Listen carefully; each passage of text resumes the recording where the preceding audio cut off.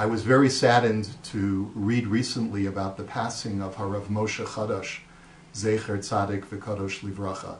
He was the Rosh Yeshiva of Yeshivas Orel Chanan, which was a continuation in Yerushalayim and in other places in Israel of the yeshiva that was founded by Rav Simcha Wasserman of blessed memory, the son of Rav Elchanan Wasserman.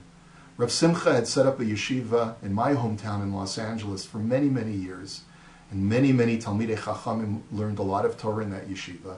Rav Chadash, after Rav Simcha grew too old, continued the yeshiva in Israel, which now is a flourishing Makom Torah with many thousands of alma mater and Talmidim.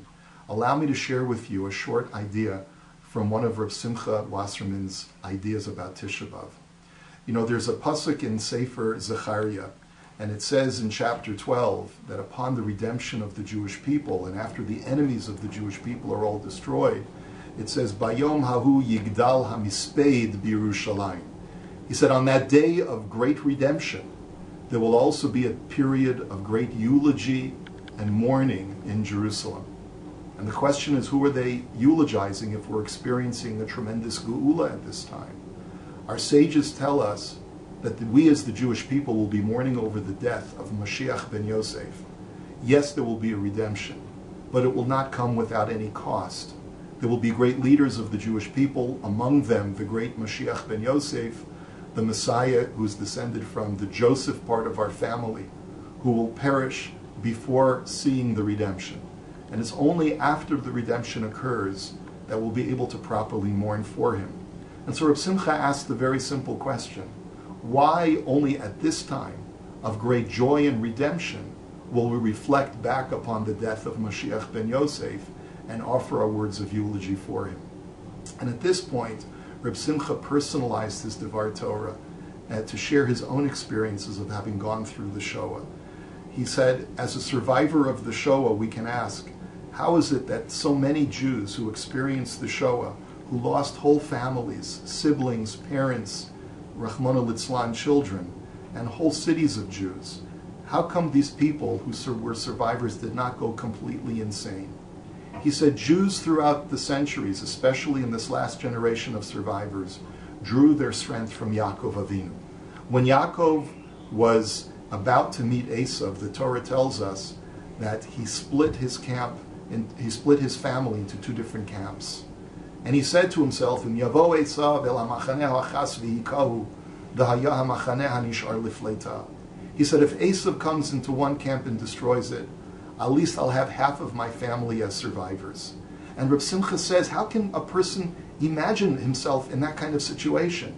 To have a strategy of survival with half of one's family exterminated, murdered, and then be able to think about how we're going to survive. He says that's the strength, the inner core strength that the survivors of the Shoah were able to muster.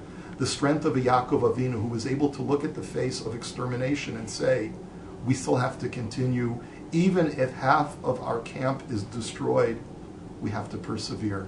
We have to pick up the pieces and continue to perpetuate the Jewish people. That's the koach. And Reb Simcha says, so where did Yaakov get it from?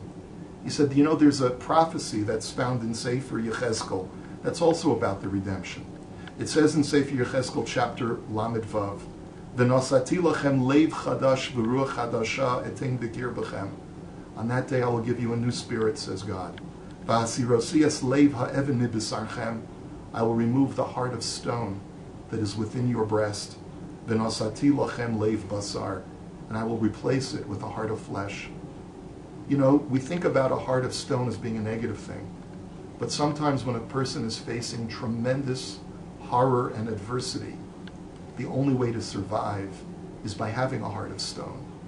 And it is many times in Jewish history that God has done the ultimate chesed for the Jewish people by allowing us not to feel and not to experience the pain in its full intensity, by giving us that heart of stone.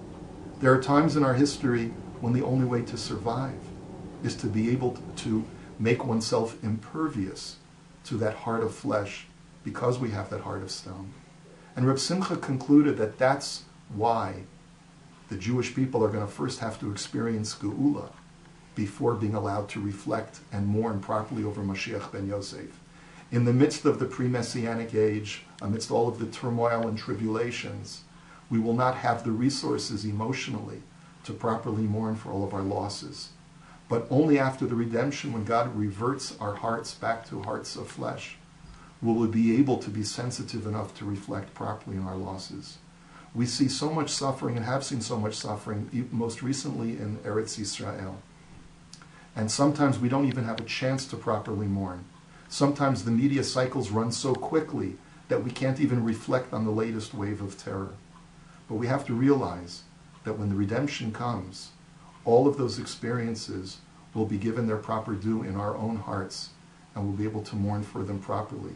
So part of the redemption process is to look forward to a time when Hashem will wipe away all the tears and allow us to properly mourn even in the midst of our celebration. May we merit to see that soon. I wish you a meaningful and special Tisha B'Av and 9 days.